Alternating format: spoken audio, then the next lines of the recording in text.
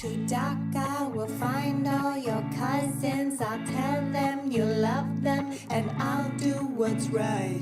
We'll stand at the embassy, we're protesting everything, and I'll take your picture and you'll sing my song. It goes, I don't want you anymore. I wish that you were here, and I don't want you anymore.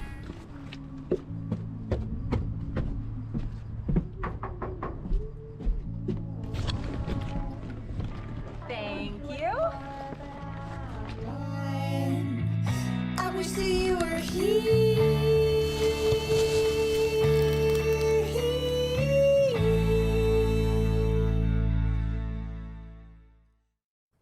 Hello, everybody, and welcome back to another episode of This CanAsian Life. As always, I'm Gabby, And I'm Sue. and today we're joined by... Josh Sahunta. How you doing, Josh? I'm doing great. How are you? Good, good, good. How are we feeling? Yeah, I'm feeling good. We're here in the Misquity-Waskagan, also known as Edmonton, Métis homeland, and we're here to discuss CanAsian intersections in art. Yeah, Pretty good. yeah, it's pretty good, pretty good. So, Tell us- Josh, tell us yeah. about yourself. Oh man, put me on the spot. I'm Josh Sahunta. I'm a Edmonton-based singer-songwriter producer, and I've been told I sound like if John Mayer, Ed Sheeran, and The Weeknd started a boy band. It would kind of sound like somewhat like my music, I think. So Those are great. Do you not like hearing the I sound? do. Okay, I good, love good, that. good. I didn't know. I'm You were like, here oh. I'm like, but I no. actually hate all Yeah. three of those. But I sound like me. I'm Yeah. like, oh, of course, yes, yes. No, I'm cool with that. Quick sidebar here. There's $20 on the line. Feel free to say no. But have you ever heard of Jeremy Zucker? Yes. Why? Because Liam, now I our owe the sound human. guy $20 because he heard your tracks and I'm- went, he sounds just like my favorite artist, and said Jeremy Are you Zucker, serious? and said, ask him if he knows him, and I was really hoping you'd say no. I'm so sorry. Well, that's fine. I $20 love Jeremy later, Zucker. we've learned. Heavily influenced. I love it. I'm I sorry. love it. I'm not I feel helping. like people have a hard time taking instructions here sometimes. Yeah. And when I said please Oh, say man. no, yeah. Bad. But those are actually all wonderful artists to be compared to. Can I ask how you got started? Ooh, do you want the origin story, or do Yes. you want? Okay, so going in deep. I got started, honestly. I played music pretty much my whole life. I'm the only person in my family who's really like super musically inclined. My dad is the youngest of 12 siblings. My mom is the oldest of like 7, I think. And there's no other musicians in my whole family. Wow. So I didn't really have like anybody pave that path for me or anything. I just kind of had a bit of just like an interest ever since I was pretty small. And just kind of throughout my life, music was just introduced in different ways, whether through lessons or just my own exploration.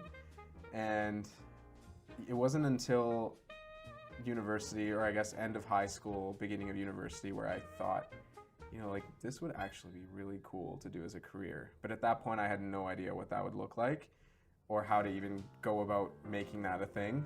And yeah, basically it's only been about 4-ish years since I've been doing this full time. So I'm still figuring it out, but That's the arts for you. It's is. it's Oh, always, yeah. that's kind of like, hey, I'm doing this. Are you? I'm like, I don't know. Yeah, but inside, yeah. Before you got here, we were doing a little bit of research. The first piece is actually really interesting because we were like, what genre is like Josh's music like considered? And then again, our sound like guy Liam was like, when we looked it up, it seemed like the genre is melodrama pop.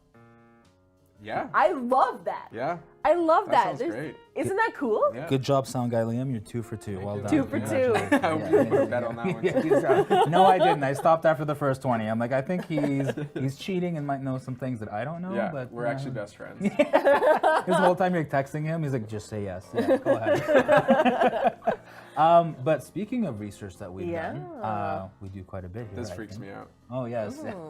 We learned that word on the street is you like a certain snack. And you can tell us if you Asian do like snack. it, Don't tell me you brought some. or if we can fire the intern. Whoa, But it's the snack bag. Oh, buddy. brought. See if you can tell us what these are. Oh my goodness. Yes? That is called laddu. Yes. Laddu! And it is, And was Sound Guy Liam right? yeah. Yeah. Okay. Good. That's Very 3 for 3. Sound Guy Liam. There you go. Great work. This stuff is a weakness for sure. It's Okay. so This good. is- This is so exciting. I'm going. So to we do have that. like your like regular laddus, and then we also have the coconut one. Oh my goodness. I've never actually had that one. Neither have I. Here. Well, we gotta dig in. We gotta get in there.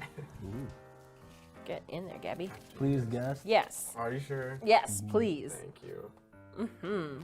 I'm gonna gamble on the coconut. No one has nut allergy, right? Because of the coconut. I do now. No, it's good. Have you ever had this? I'm gonna have once. I don't think I've had it with coconut. Is it normally with coconut or? I've never had the coconut one. I have to try that one. Yeah, you're gonna have to. Yeah. Many. The orange one is the only one I thought existed. Now, I grew up watching a lot of Bollywood movies. Do you? So for me, whenever I see a laddu, I always think of Kabhi Khushi Kabhi Gum. Are you in that camp? Yeah. Yeah. There's a kid who really likes laddu, and when they're growing up, there's a girl who calls him laddu, Aw. and it's That's really the literal nickname. yeah, it's really cute. It's very romantic though. In the end. That movie is like one for the ages. Oh. You know what I think? If people in North America are like, yep, I do musical theater, I do, whatever. No, you don't, unless you have watched the Bollywood classics. Seriously. For real. It's like in a totally different stratosphere. So I appreciate that. Scope, These are- scale. Really good. Thanks for bringing these. Yeah. Oh, This yeah. is great. We're 3 for 3 so far. I know. We're nailing it today. So far. There's always room for. Do you have any like memories around laddus that you're like, man, this is it? Yeah. So my dad used to be a wedding photographer and like mostly did Indian weddings. And I just remember like waiting for him to come home from work, and like obviously Indian weddings, sometimes they go till 2, 3, 4 in the morning. And so I would just be like up waiting for him to walk through the door, and he would always bring home like sweets or something from the wedding. So it was just like, yeah, it just like reminds me of my dad and like kind of those moments and stuff like that, which is really cool. Oh, So it is a sentimental treat. Oh, yeah. We also apparently did more research and learned that you recently got married, or kind of recently during pandemic. Yeah, 2 years ago. Did you serve? We didn't. Ah, We should have. That was a I thought- missed yeah. opportunity. But yeah, we had just traditional wedding cake. delicious. Yeah, it was good, but I mean, how do you compare? I know. Truly, truly. It's a whole thing. Yeah. What was kind of like? So I guess you're saying 4 years is like what you would consider doing this full time in. Do you ever feel like there's instances where you're like, what am I doing? I had one today At this interview, great, yeah. in this very moment, right before you. I was like, Gabby, oh, you gotta God, stop yeah. sending our guests on existential yeah, that's crises. right. This is what makes for content. Yeah. When they panic, no. Yeah, exactly. No, I do like. It's not a career that really has much stability, and like I've managed to create more stability with it than I ever have had before, which is really awesome. And but it's still one of those things where sometimes you wake up and you're like, I've got nothing booked for next month, and I don't know what's gonna happen. But like honestly, to this day, I haven't had like a month that I've looked ahead to that was empty, not like eventually just fill up with things.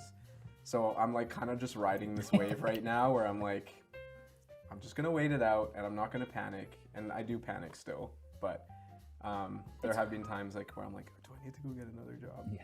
But It's hard not to panic when you're like pursuing yes, this like art thing full time. for sure. And especially as like, I don't know, in the bodies that we live in this city, Yeah. it's a little, it can be a little tricky. Yes. But you know what? You specifically have had some like surprise, like, I don't even know how to like segue into what I'm trying to ask. So I'm just gonna come out and say it. You didn't know that you had a song featured on Love is Blind? What? True story. True story. What? Yeah. 2 songs. What? Where was this research? Anybody? Yeah, like, Right this is pretty here, recent, so- baby. right now. Okay, great. Wonderful. Yeah. How was that like? That was like a weird situation. So basically, like, I think it was probably 2.5 years ago. There was a record label out of Toronto that I got connected with, and they basically specialize in, it would be like small scale sync licenses. So basically, like, when you get a song placed in a show or a movie, you typically go through somebody called a music supervisor. You get like a payment up front, and then you get some like back end royalties or something, whatever the agreement is. And this label does like, it's like batch order type of thing. So they take a large amount of songs from you, and then basically they get placed in like all these different places through a third party company or something like that. So I signed these songs over to them. They paid me up front. And at the point at which they paid me, I was like, I needed the money. I was like, I don't care. You're paying me this much money to like sit at home and make songs, like 100%.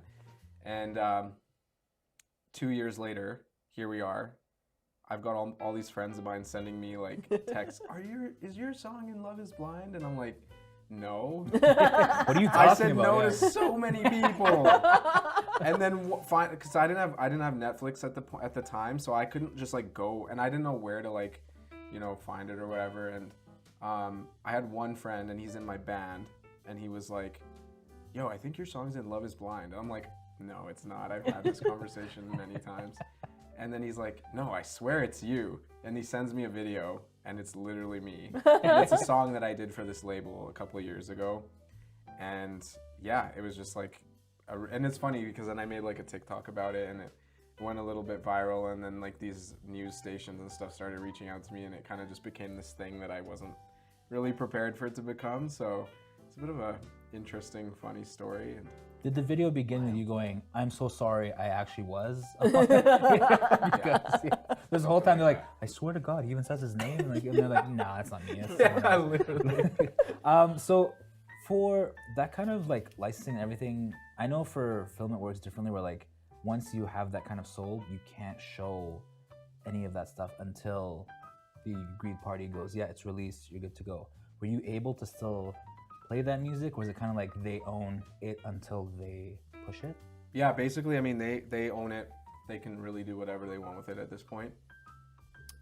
Which is why they also didn't really have to tell me that it was put on the show, Oh wow.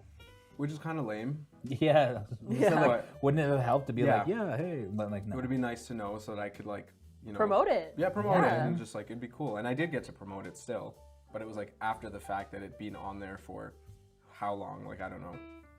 So that was probably the only thing that was like a little bit weird. Is like I wish I would have known about this. Like a Well, lot yeah, sooner. of course. It's fine.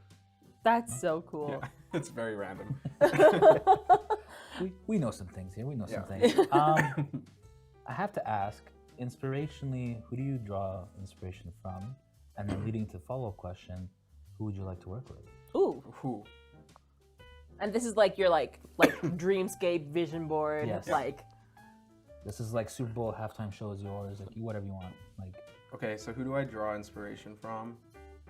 I would say Coldplay is a huge one. And I know that they're like old school and somewhat polarizing now. For whatever reason, I thought they were always sick. yeah. But, I just think like anytime I see them do a show or a concert, it's so creative. It's true. It's like, it's not even just like an audio masterpiece, it's like a visual masterpiece, and like the lighting and the colors and everything is just like so unbelievably cool. I'm just like, man, if I did a Super Bowl show or like a big concert or something like that, I'd want to do it at that scale. And like, I just don't know how they come up with their ideas. It's just genius. And at the level that they involve the audience too, like making sure that the audience like engages in creating the image. Yes. So cool. And they're also just like a band now that, like they know that everybody knows their songs. Like they've had so many hits now that it's not like they need to be like, will people know this song? Like everybody knows their songs. Even if you don't like Coldplay, you know their songs. So they have that like benefit too, where it's like, okay, we don't really need to like win an audience over anymore. We've already like this audience is ours, and like we can now just like have fun with them, and like that's just like a cool place to be. So I would say them for inspiration, and then artists that I'd love to work with has always been a very strong tie between Ed Sheeran and John Mayer. They're both the reasons that I started writing my own music and playing guitar and doing all that kind of stuff. So I just feel like it would just be a huge like full circle moment for me to even meet one of them would be just like so cool. And they're, yeah, even to this day, like their songwriting and their craft and everything is just like, it just makes me want to keep going. And so it'd just be really cool to work with either of them. I'll take either one. That's fair. Put it Yeah, out there. that'd be a killer halftime Yeah. show. Yeah. That'd be so good. Yes. You kind of touched on it just a little bit there, but would you prefer to have like the kind of worldwide fame or a loyal niche audience? That's a beautiful question. Well, you know. I'd love to have wisdom. And it's coconut covered. I would say definitely smaller niche audience.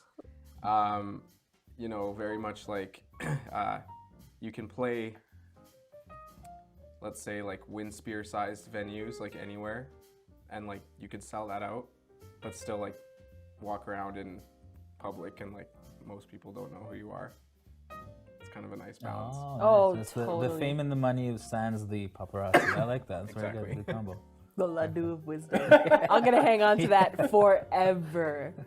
That's actually something I heard about Dolly Parton. Is that like what we see every day is like her in her like big wig, but then like that's not actually like what she goes out like in the daytime. Like apparently she just has like She's her been Hannah regular hair. Montanaing us this whole The whole Exactly. time. So, Very Which, much. when you think about it, it's like Hannah Montana was probably based oh, no, on Dolly no, Parton. Crazy. I've never thought of that. Neither would, not until this very moment. A lot of wisdom. Ladoo.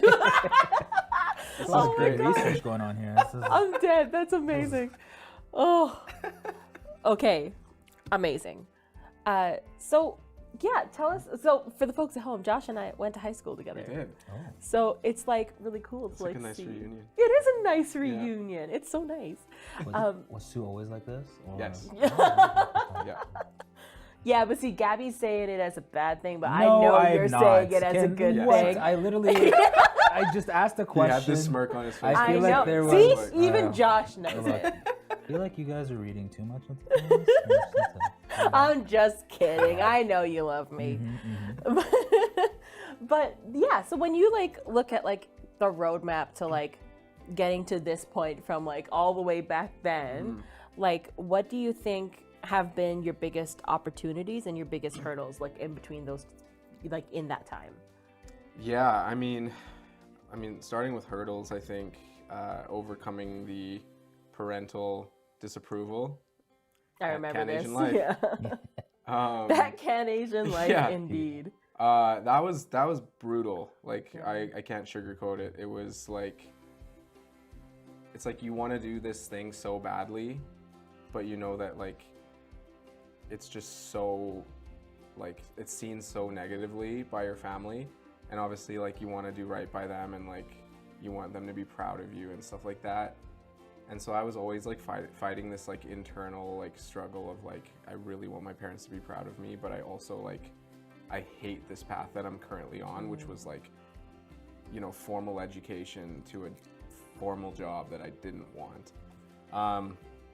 So that was rough. Like it was just like even rough, like mentally, like just trying to like do something that I hated for a reason that wasn't really like the best, I guess, reason to base everything I did around.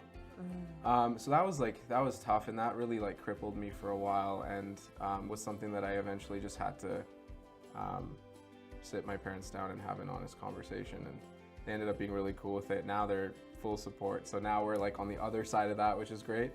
And I think for me, like the thing that's always been the most helpful for me is that I was always very versatile from when I kind of started doing music. And I was forced to be versatile because like I had to learn how to produce my own music because I couldn't afford to hire somebody else to do it for me. Like I was, you know, a full-time student trying to like work a few jobs to do a balance of tuition and like everything else, right? So I didn't have any money to hire somebody to pay them $3,000 to record one song for me. So I was like, you know what, I'm gonna watch a bunch of YouTube videos and spend a few $100s on a microphone and like a couple things that I needed and just see what I can do from there. And that has now just come back in so many huge ways for me, because now I'm like producing music for other people, and that's kind of what I'm doing mostly these days, and obviously still playing shows and stuff like that. But then also, like, I taught myself guitar in high school. I taught myself a lot of what I know for piano, and I taught myself just recording and production and all these things, and like even video and like content creation, and like I've been like largely self-managed my entire career, and so I had to learn how to network, and that is a skill. It's like that so is, hard. I am so unbelievably introverted that like it is the most exhausting thing to like have to go to networking mixers, but I just like had to teach myself that skill. And I watched videos of like how to have small talk and like how to like keep a conversation going when it's dying off, and like these are all just things I had to learn, and no one taught me them. And so I think that was just a thing that has consistently like helped me out of I guess plateaus or like dips in my career. So Yeah. Okay, so I am a kid who's introverted, and my parents absolutely do not see what I'm doing as a job but a hobby. What would you say to said kid? I think, see, it's a tough one, because there's a lot about it that it has to really just go with like, it's a mixture of like skill and passion, I think. And like what I would say to said kid is like, if you're really good at that thing that you're wanting to do and you're also really passionate about it, then that for me is the quota that you got to meet and nothing else.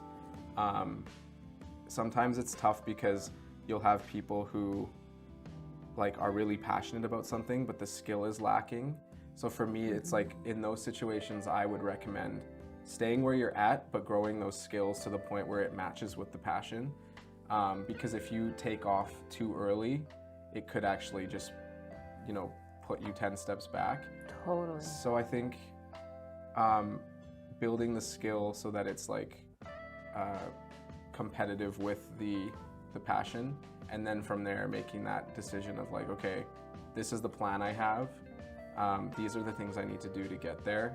And that's like what I had to do. Like when I had that conversation with my parents about like, I'm gonna try to do music, like I literally, everything minus making like a PowerPoint for them, I literally like, I laid out my logic and my reasoning, and I'm like, so basically my conversation with my parents was like, I need 1 year, and that is it. I just want 1 year that you will let me do music full time and just solely focus on music.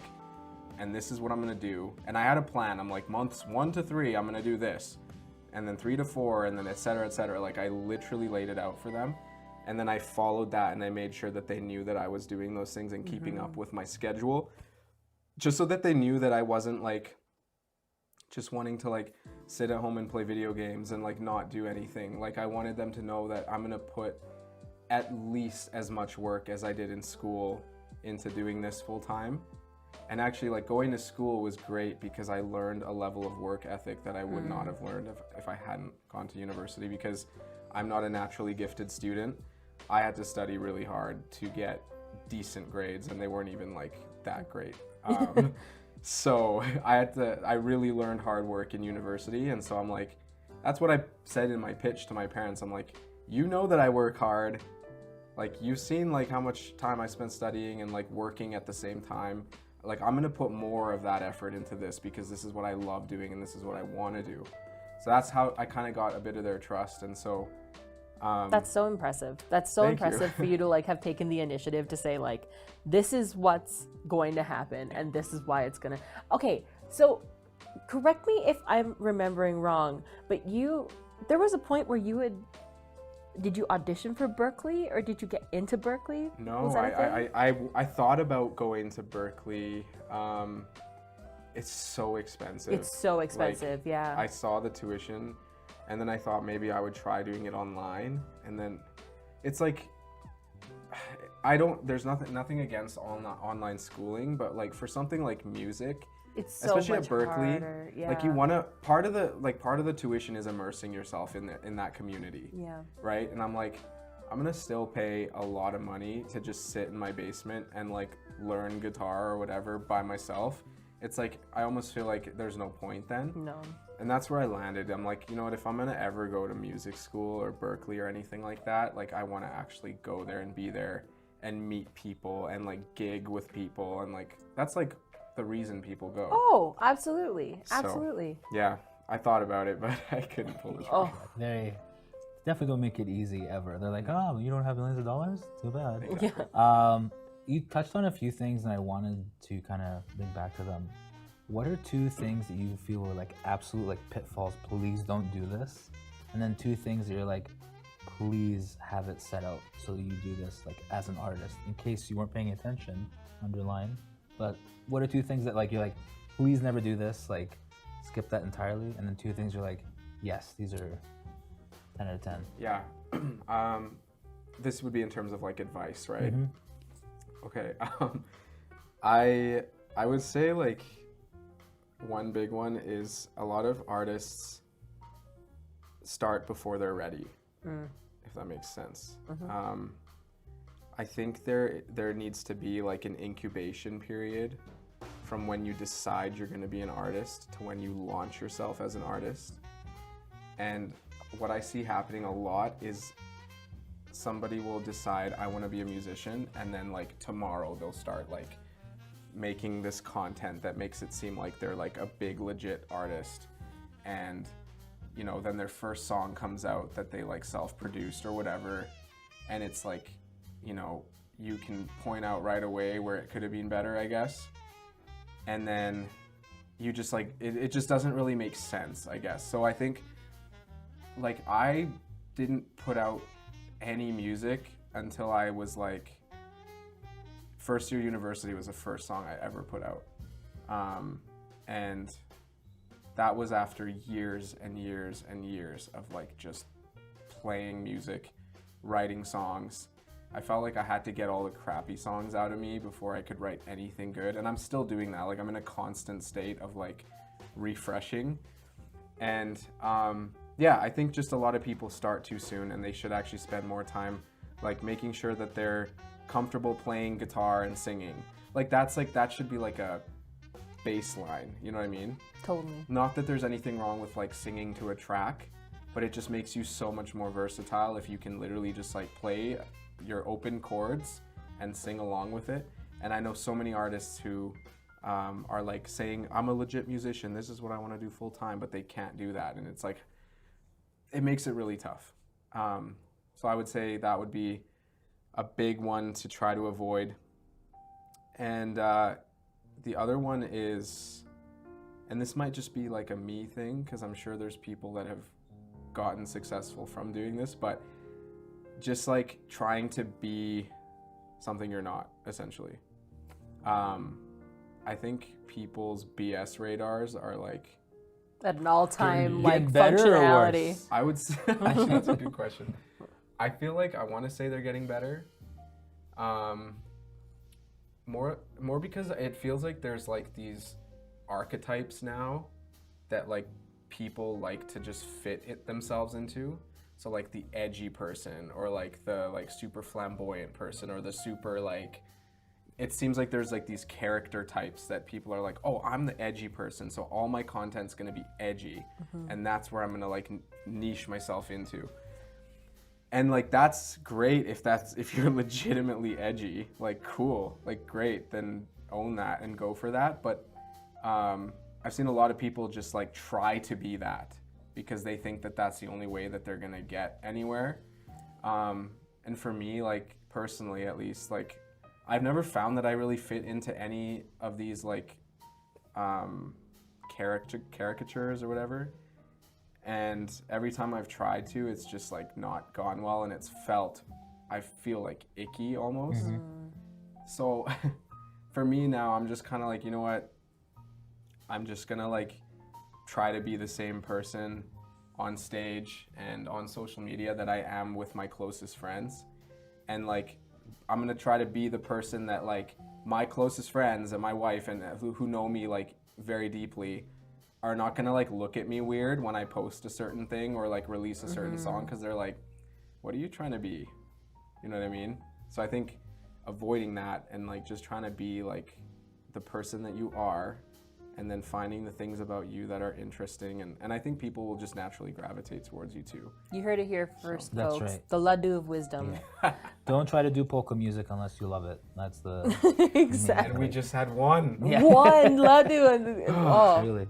No, that's awesome. And then That's- your second part of your question. Oh yeah. 2 things that you Yeah. absolutely like. Please do this. It helps. Like, I love that everything you said so far. I'm like, yes. Because so many things that I had to learn and discover was like, don't get paid in exposure because that Yeah. stuff sucks. And like, pay yourself and like kind of believe in yourself. There's a lot of like, you have to actually believe that you're an artist before others believe you're an artist. Because if you're like, I don't know what I'm doing here, then that kind of comes off Yes. and everything. So yeah, 2 Yeah. things that you would think And, like, positively. Yeah, like if you had to like take those 2 things and just be like, this is it. This is my like 2 sentences of like mantra. This is what I follow every day. What is that? That's a great question. I mean, I think just like putting in honest work. The only person who's gonna know at the end of the day if you worked as hard as you could have is yourself. You can pretend all you want on social media and like make people think that you're legit and that you tried, but it's like, can you go to sleep and like lay in your bed at the end of the night and be like, I'm proud of myself because I killed it today. And that's kind of the mentality that I strive for every day is like, am I gonna lay in bed tonight and be like, today was a success? Or am I gonna feel like lay in bed and be like, next time? You know what I mean? So I Yeah. think you just have to figure out that balance of like progress and work, and that actually makes me think of another like huge piece of advice that I would have is like, there's so many people, and I don't even blame them necessarily, because it's kind of the way that we've been conditioned to be because of social media, is there's so many people who just want to do it to be famous. It's like, I want to be a musician because I want to be famous and I want to be an influencer. It's like, that's such a bad mentality to have, because your quality control is out the window and you'll just do anything and everything for clout. And if anything, like it just looks tacky sometimes. And like, I've met a lot of people who they're like, I don't want to like bother like learning how to apply for grants. I don't want to like do like figure out royalties. I don't want to do all that stuff. I'll just get a manager to do it for me. And these are like new musicians. Like if you're Justin Bieber, you can do whatever the heck you want. But like, I'm talking like new day one artists who are like, I just want to make music and I just want to like be famous and like play stadiums and bypass all the other steps to get to that point. And it might work for some people. Like people get viral every day, right? So like you might have that. But I think more often than not, if you want to have a sustainable career in music, which is at least what I'm trying to do, you need to learn all those things. You Sustainability. You need to learn grant writing. You need to learn royalties and like how to get an income with music. And there's a lot of people that just want to bypass that and just like, I just want to be famous. So like, I don't care about that stuff. So it's not a good end goal, I would say. Yeah, So. switching up the mindset. Yeah. Somewhere out there, a bunch of shady managers are like, hey, please don't listen to him. Don't do any of that. Oh gosh. Yeah, totally. Tell us about Safe Space. Yeah. Safe Space. I wrote that with a really good friend, Riwo. She's from a local band called Mellifreak. Yeah. Phenomenal. Probably my favorite Canadian band that I've ever heard. They're awesome. And they don't even, it's like, you can remove Canadian from that even. Like, they're unbelievable. And if you haven't seen them live, like... They're amazing. Yeah. Yeah. And so she's the lead singer of that band. And it's funny because that song kind of just started off as like her reaching out to me to produce it for her. And she asked if I could like sing some harmonies or whatever as well. But she reached out and she's like, I have a couple song ideas, and this one in particular I really like. Would you be like interested in producing it for me? And I listened to it, and it was literally like a voice memo of like her playing guitar and like singing it. And like the first time I heard it, I had goosebumps, and I was like, yes, like this could be a good song.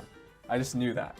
And so we got together for a session and just started like running ideas, and it was the first time I've like worked with her. Like I've met her many times before at her shows and my shows and stuff like that, but it was the first time we like actually were in a session together, and like we were just talking about just like sonically, like how do we want this thing to go, and then it ended up just turning into like her asking me to write a second verse on it and sing it, which I was like super flattered and honored to do.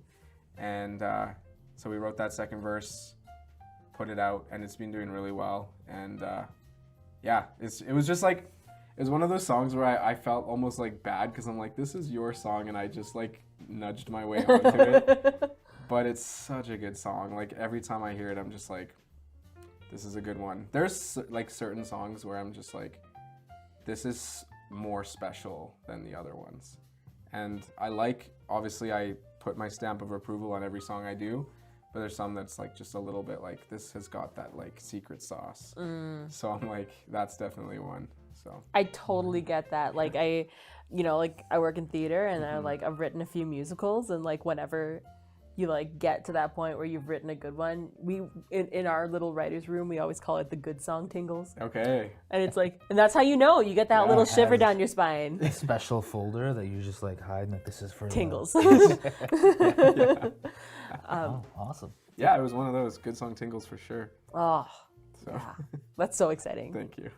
You know what else is exciting, Gabby? Oh, Do you have an idea of what's super exciting? I think I know. All right. All right, Here it is. go.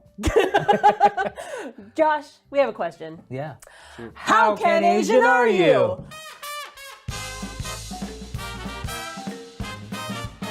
All right, question 1. Which Canadian city is Maitreyi Ramakrishnan from? Mississauga. Correct! Okay, what was the whole question? Maitreyi Ramakrishnan. The game It's is. Davy from Never Have I Ever. She's from Mississauga. That was the question. man. C, Mississauga. Maitreyi won the coveted part in Mindy Kaling's show Never Have I Ever. Over 15,000 actors, where she plays the role of young Mindy, growing up as an awkward first-generation Indian American kid. Well, you want us to be able to get through the questions? Well, you know what? Maybe just grow some intuition and you'd get there too. I'm just ignorant, is what I am. That's apparently it. Question 2. Who is this Vancouver-born magician and only person to win America's Got Talent twice? A. Shin Lim. B. Lu Chen. C. Princess Tenko. I forgot the name. Shin Lim? Correct! Yes! I mean, Totally, yeah. Vegas. Shin That's- Lim. He calls himself a sleight of hand artist, admitting he's not a magician, but performs carefully choreographed routines rather than pretending to defy the laws of physics. I didn't know he was Canadian. No, I had no idea. I've seen his big posters in Vegas, but yeah, I didn't know he was Canadian. Speaking of pretending. Yeah, how do we not know that these folks are Canadian? Yeah, that's Isn't that actually wild? sick, though, if you think about it. Oh, it's awesome. It's so It's exciting. very inspiring. Hit us, Sean. Nasri is a musician of Palestinian heritage and is famous for being the lead singer of this reggae fusion Canadian band. A. Magic. B. The Messengers. C. Adonis. The Messenger? Wrong. Magic? Correct! I didn't know that Magic was Canadian. I was like, are you A. tricking me? Magic. In 2012, Nasri earned a Grammy Award for Best R&B Album for his production work on Chris Brown's Fame. Ooh. I don't know how this one going Oh my god! so far. For those who can't tell, Gabby is making it up. Gabby is that's just making That's this why up. I did this, Sue, and so now it's like, all right, great, thanks. One of these. All right, yeah, I gotta take some more of this lead Yeah. of wisdom. So if you guess A, I'm screwed. Yeah. 4. Who was the NHL's first South Asian hockey player? A. Manny Malhotra. B. Robin Bawa. C. Jujar Kara. Manuel Holter. Wrong. Is it Jujar? No, Wrong. it's not. Well, then I guess it's Wow! isn't it? You only get a point if you can say the name. This is the best day. No one gets it! It is whatever the answer is supposed to It be. was here. B. Robin Bawa. I'm sorry, Robin. Sorry, Robin. And he was first called up in 1989 Oh, wow. to play with the Washington Capitals. Crazy. Aw. He's from Duncan, BC, and was inducted to the BC Sports Hall of Fame in 2020. Wow. Nice. All right, well, that's a no-pointer. That's a no-pointer, Gabby. I'm just gonna guess Smart. A again. Smart. And We are super CanAsian. We can do it. Question 5. CanAsian is a multi-talented artist in Edmonton who has brought hip-hop to public spaces like Churchill Square with this initiative. A. Peace Through Hip-Hop. B. Breaking It Down, YEG. C. Cypher Wild, YEG. See Cypher Wild. Because I know him. Because I know him. Give it to me. Hush, it's mine. I got it. Gabby was first. I will Thank be you. honest. C. Correct. Yes! Cypher Wild, YEG. CanAsian is Cree Vietnamese and Edmonton's third artist in residence and tours as the dancer for The Hallucination. They're so cool. They just did a show here. I forget what it was called, but it was so cool. It was really, really good. I remember that Don Iveson used to actually come by and visit anytime they had it. Like sometimes here and there, but also like DJ Dice was there, David No was there. Like it was a lot of like, and I'd pass the mic around. And one time they were like trying to pass it to Don, and he was like, "No way, can I do this? Because I'm a politician." So please, yeah, it's good. It's good stuff. All right, folks. Gabby has taken it today. Gabby. Yes. Say more things. Positive. Clap. Well done, Clap, well done, you well done. peasants. Clap. Oh my God. But This is not, yeah. you know what? What season 1 champion? I can say things. It's true. But It's true. before we, give Gabby accolades, I actually had a kind of follow-up question as we were talking about safe space. Now that title can catch some folks off guard, but some folks are actually like, yes, I'm with that. How did that kind of come to be, and where did that how did you decide to go safe space gonna be the title and the process of that?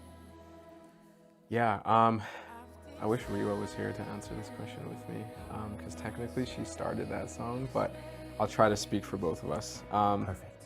Yeah, I mean it's like a song about just like having somebody or something to confide in, and like that has your back, and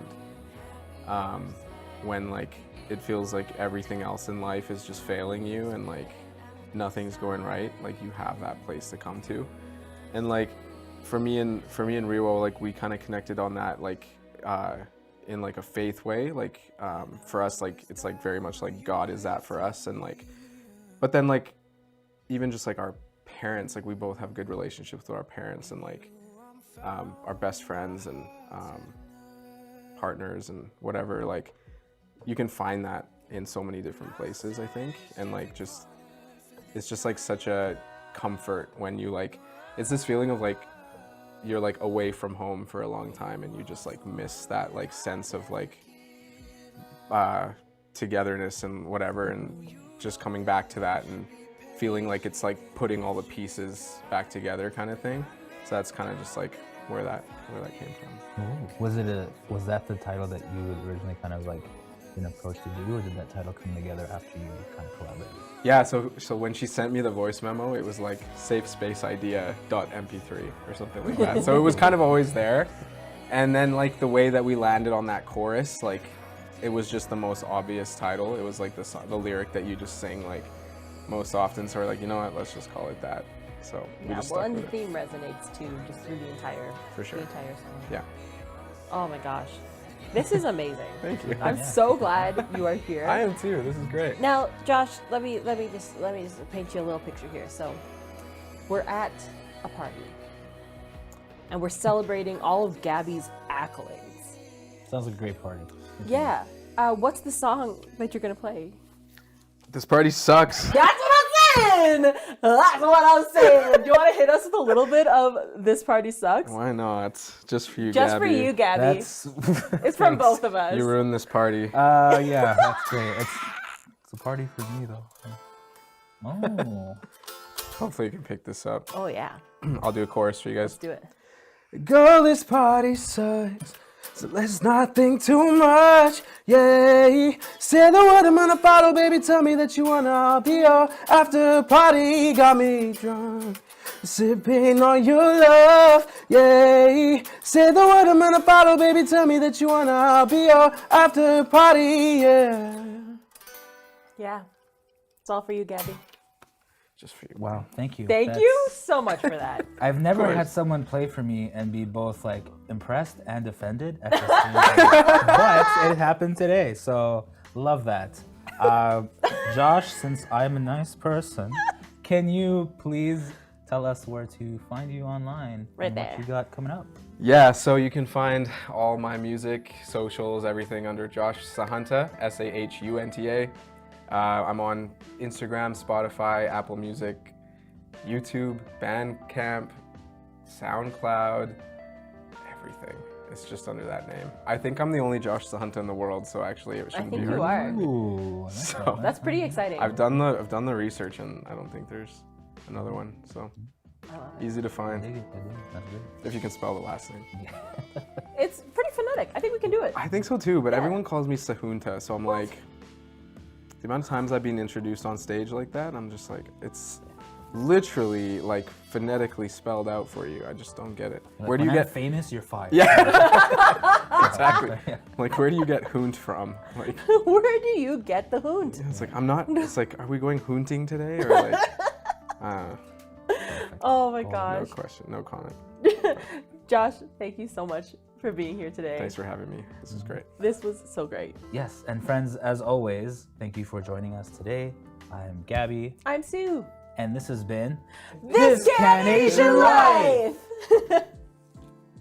I'm very inspired by what we were just in. I think that there was a lot of great knowledge dropped by Josh, and so yeah, Ladu Wisdom, if you heard that. And thanks to Assist Community Services for all their generosity for letting us shoot in the space. A lot of the stuff that he said was extremely important to hear, and it resonated with, not just because I'm an artist, but I think all artists would relate to what he has said, because being an artist isn't just about creating, it's also about having to figure out how to make it a job and a career.